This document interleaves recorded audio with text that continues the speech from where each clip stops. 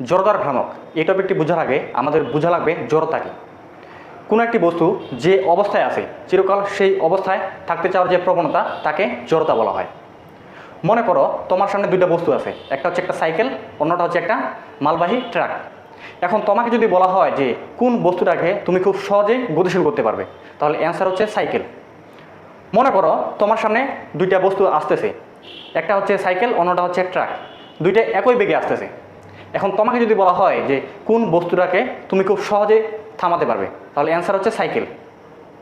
তাহলে এই দুইটা উদাহরণ থেকে দেখা গেল যে সাইকেলকে অনেক কম এফোর্টের মাধ্যমে আমরা স্থির থেকে গতিশীল অথবা গতিশীল থেকে থামাতে পারি, কিন্তু ট্রাককে স্থির থেকে গতিশীল বা গতিশীল থেকে থামানো অনেক বেশি কষ্টকর। এর কারণ হচ্ছে জড়তা। মালবাহী ট্রাকের জড়তা অনেক বেশি, এজন্য তাকে থামানো বা গতিশীল করা অনেক বেশি কষ্টকর। তাহলে আমরা দেখলাম যে যে বস্তুর ভর বেশি সে বস্তুর জড়তা বেশি।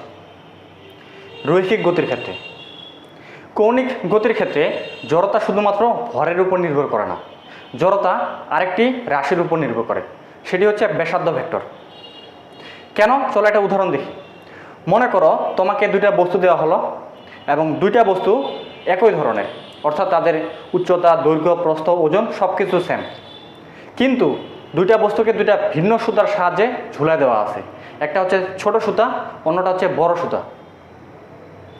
এখন তোমাকে যদি বলা হয় যে কোন বস্তুটাকে তুমি সহজে ঘোরাতে পারবে, তাহলে অ্যান্সার হচ্ছে যেই বস্তুটাতে ছোট সুতা ঝোলানো আছে সেই বস্তুটা খুব সহজেই ঘোরানো যায়। অন্যদিকে যেই বস্তুটা অনেক লম্বা একটা সুতার সাহায্যে ঝুলানো আছে সেই বস্তুটাকে অতি দ্রুত বা খুব সহজে ঘোরানো সম্ভব নয়।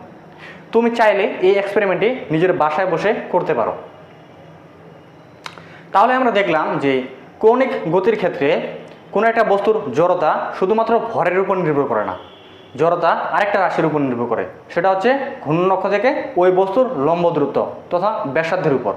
তাহলে জড়তার সঙ্গে আমরা বলতে পারি যে কোনো ঘূর্ণনশীল বস্তুর ভর এবং ঘূর্ণন অক্ষের ব্যাসার্ধের বর্গের গুণফলকে জড়তার ভ্রামক বলে, অর্থাৎ I = mr²।